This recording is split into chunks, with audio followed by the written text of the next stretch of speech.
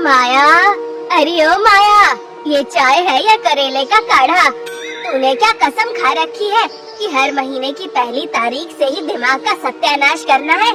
अरे एक कप चाय भी ठीक से नहीं बनती क्या? रसोई से माया बाहर आती है। उसके हाथ में एक छोटा सा बैग था जो उसने सब्जी के थैले में छुपाया हुआ था। माँ जी, शक्कर तो उतनी ही डाली थी जितनी डॉक्टर ने आपको बोला था। वो क्या है ना, आपकी जुबान ही इतनी कड़वी हो गई है कि अब आपको शहद भी करेला लगता है। वाह, आई बड़ी डॉक्टरनी। जब से इस घर में आई है, मेरे बेटे की कमाई पर कुंडली मार के बैठ गई है। आज फिर 100 रुपए गायब है मेरे पर्स से। सच बता, वो लिपस्टिक खरीदी है या मोमोज ठूस लिया छुप के? माँ जी, 100 रुपए की लिपस्टिक नहीं आती और मोमोज खाने के लिए मुझे चोरी करने की जरूरत नहीं है। वो 100 रुपए आपके लाडले भतीजे पिंटू जी ने प्रसाद बोलकर आपकी जेब से निकाले थे, मैंने देखा था। पर आपको तो पिंटू प्यारा, बाकी जग अंधियारा लगता है। खबरदार जो मेरे पिंटू के खिलाफ एक भी शब्द बोला। वो लड़का हीरा है, हीरा। आज नहीं तो कल देखना, टाटा बिरला को पीछे छोड़ देगा। और तू बस मेरी छाती पर मूंग दलना। टाटा बिरला का तो पता नहीं, पर इस घर को सड़क पर जरूर ले आएगा आपका हीरा। तभी दरवाजे पर दस्तक होती है। कोई दरवाजा तोड़ने की कोशिश कर रहा था। शांति और माया दोनों चौंक कर दरवाजे की ओर देखती है। दरवाजा खुलता है। हुकुमचंद खड़ा दोनों को गुस्से से देख रहा था। पीछे दो भारी भरकम गुंडे भी उसके साथ थे।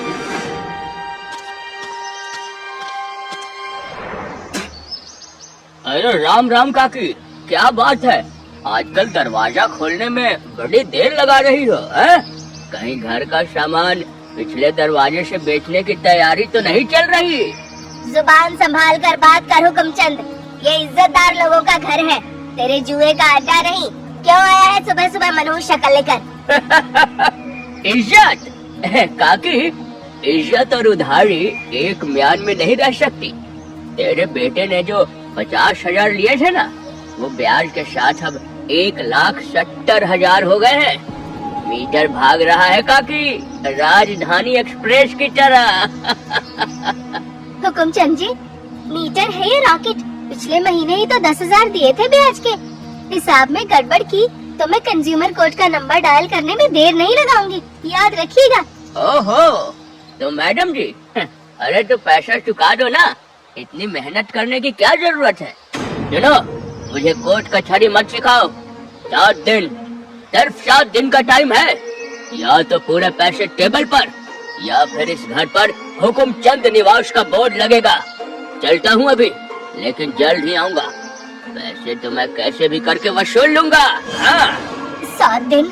हुकुम, थोड़ा रहम कर, मेरा बेटा शहर से पैसे भेजेगा।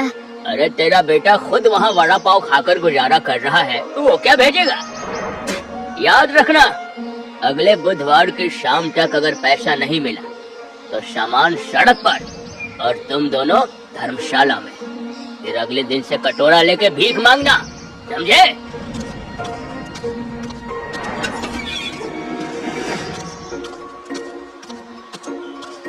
शांति धम से कुर्सी पर बैठ जाती है।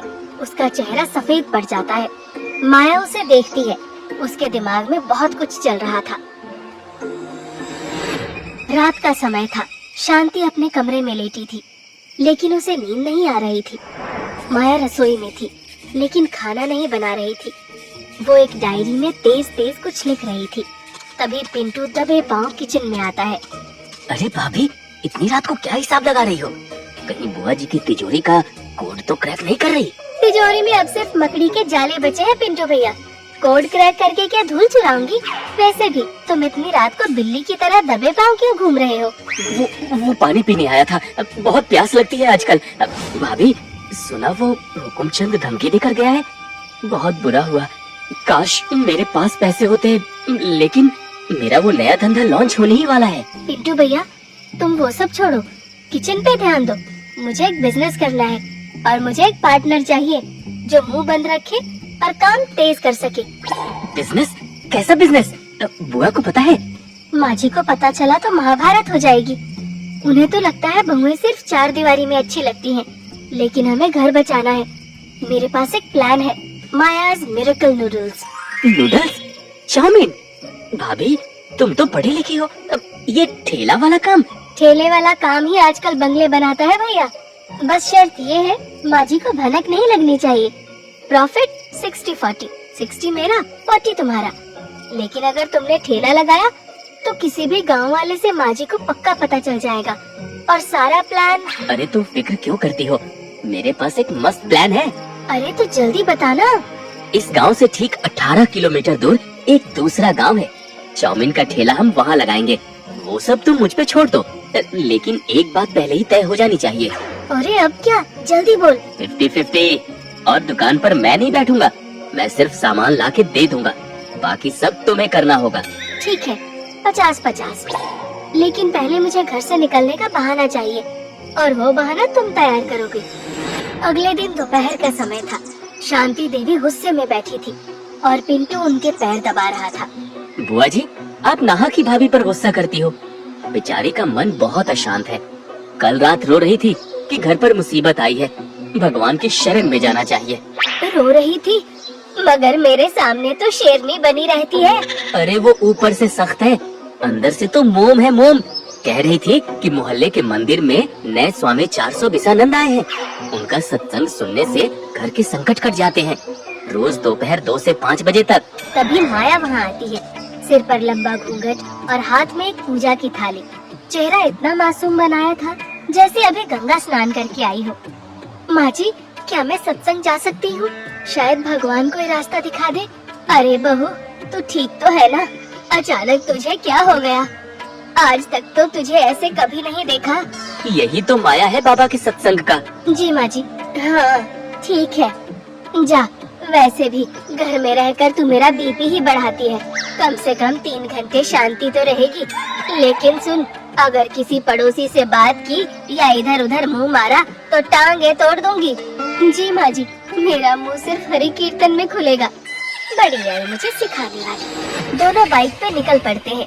अगले मोड़ मुड़ते ही माया का घूंघट हटता है। वो अपने बैग से सनग्लास निकालती है और दोनों एक नई शुरुआत और नई उम्मीद लिए निकल पड़ते हैं।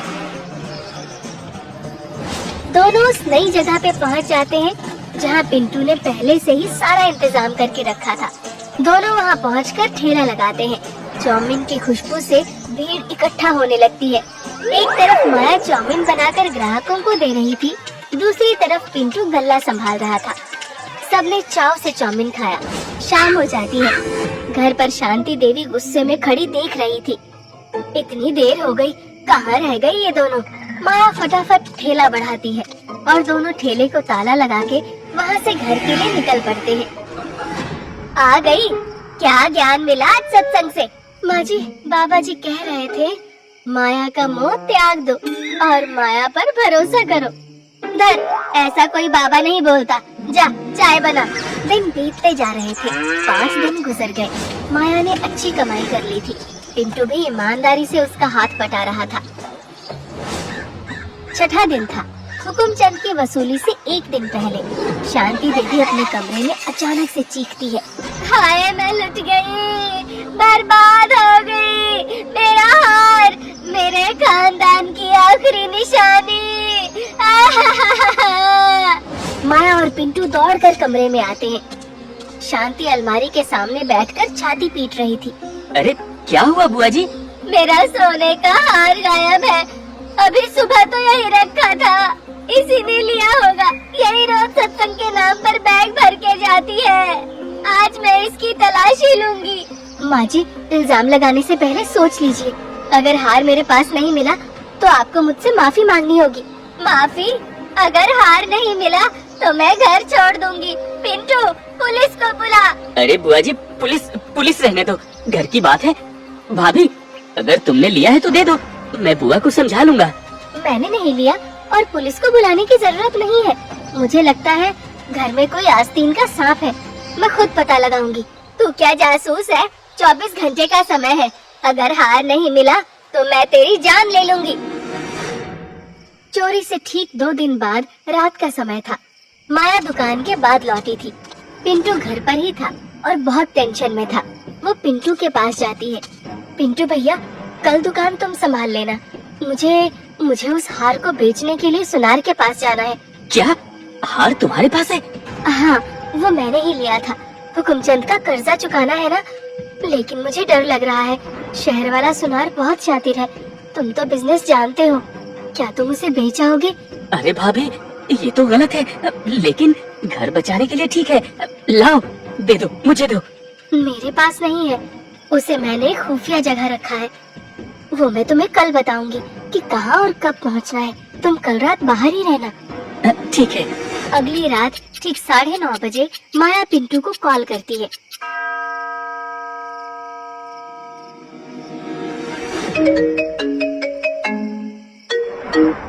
हेलो पिंटू, सुन रहे हो ना? मैंने वो हार दुकान के गल्ले के सबसे नीचे वाले हिस्से में छुपाया है। अरे भाभी, लेकिन दुकान तो बंद है, चाबी कहाँ मिलेगी? ताला तोड़ना पड़ेगा क्या? नहीं, शोर मत मचाना। चाबी मैंने तुम्हारी बाइक के टूल बॉक्स में पहले ही छुपा दी थी। चुपचाप जाओ, हार निकालो और सुबह जल्दी उसे बेच देना। मैं माँ जी को संभाल लूंगी। मान गया भाभी, तुम तो खिलाड़ी निकली। ठीक है, मैं भी निकलता हूँ। माया फोन काटती है और उसके चेहरे पर एक विजयी मुस्कान थी। फिर अचानक उसके चेहरे के भाव बदलते हैं। वो जोर जोर से हे राम चिल्लाने लगती है और दौड़ते हुए शांति देवी के कमरे में जाती है। शांति देवी अपनी पलंग पर लेटी थी। तभी माया आंधी की तरह कमरे में घुसती है। माँ जी, जल्दी उठिए, चमत्कार हो गया। क्या हुआ? घर में आग लग गई क्या? क्यों चिल्ला रही है? आग नहीं माँ जी, बाबा, अभी स्वामी 420 आनंद जी का फोन आया था। मतलब उनके ध्यान में संदेश आया है। उन्होंने अपनी दिव्य दृष्टि से देख लिया है कि आपका हार कहाँ है। क्या बक रही है? बाबा को कैसे पता? बाबा ने कहा है चोर और हार दोनों एक लोहे के संदूक के पास खड़े हैं जहाँ नूडल्स की खुशबू आती है। माँ जी, मुझे पता है वो दुकान कहाँ है। बाबा ने कहा है अभी जाओ, वरना हार हमेशा के लिए विलीन हो जाएगा। अगर ये झूठ हुआ तो तेरी खाल उधेड़ दूंगी। चल जल्दी। रात के अंधेरे में माया और शांति देवी दबे पांव ठेले के पास पहुंचते हैं। माया उंगली से इशारा करके शांति को एक पेड़ के पीछे छुपने को कहती है। यहाँ तो कोई नहीं है, बस कुत्ते भौंक रहे हैं। तूने मुझे उल्लू बनाया। वो देखिए, कोई आ रहा है। तभी एक बाइक की हेडलाइट जलती बुझती दिखाई देती है। बाइक रुकती है और पिंटू हेलमेट उतार कर इधर उधर देखता है। वो जल्दी से टूल बॉक्स से चाबी निकालता है और ठेले के दराज की तरफ बढ़ता है। शांति देवी की आंखें फटी की फटी रह जाती है। ये तो पिंटू है। फिर पिंटू दराज खोलता है और हाथ अंदर डालता है। तभी उसका फोन बजता है। अबे, अभी फोन रख, मैं किसी जरूरी काम में फंसा हूँ।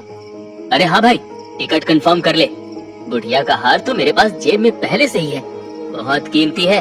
और सुन, उस लोमड़ी माया ने एक और हार चुराया था, वो भी मिल गया तो समझो लॉटरी लग गई है। आज रात ही यहाँ से निकल जाऊंगा।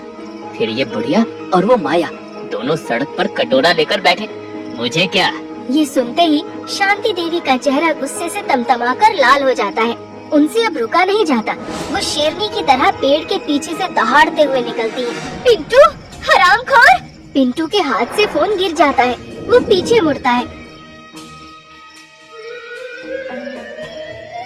शांति देवी बिजली की गति से आगे बढ़ती है और अपनी चप्पल निकालकर सीधे पिंटू पर बरसाना शुरू कर देती है। अबे पिंटू, टिट्टे कहीं के, तू तो आस्तीन का सांप निकला रे। मैंने तुझे अपना बेटा समझा और तू मुझे ही डसने चला था। बुढ़िया बोलेगा मुझे, सड़क पर कटोरा दिलवाएगा। अब बुआ जी, अरे मेरी बात तो सुनो, ये गलत फहमी है। रहने दे पिंटू, अब कौन सी फिल्म की कहानी सुनाएगा? तुम लोग यहाँ कैसे?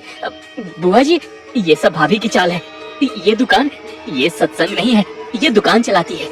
इसने खानदान के नाक कटवा दी। कितना कमाया? इतना कि हुकुमचंद का मुंह बंद हो जाए और आपका बीपी नॉर्मल रहे। मेरी बहू दुकान चलाए या जहाज उड़ाए, पैसा तो घर में आ रहा है। लेकिन तूने तो घर की नींव खोद दी। आज तुझे मैं ऐसा फ्राइड राइस बनाऊंगी कि तू अपनी शक्ल भूल जाएगा। शांति पिंटू को दौड़ाते हुए गांव के बीचों बीच ले जाती है। पिंटू आगे आगे, शांति देवी कड़छी लेकर पीछे पीछे, और पिंटू को पकड़ने के बाद उसकी जम के धुलाई करती है। अरे अरे रुक जाओ, अरे अब मार ही डालेंगे क्या? अरे मेरी कमर। लेकिन माया, तुझे कैसे पता चला कि हार तुमने चुराया है? मैंने तो वो तो मैं। झूठ बोलना बंद कर पिंटू, खेल खत्म हो चुका है। लेकिन भाभी, तुमने तो कहा था कि दूसरा हार दराज में है। पिंटू जमीन पर गिरे उस डिब्बे को उठाता है और उसे दराज से निकालता है। वो उसे खोलता है।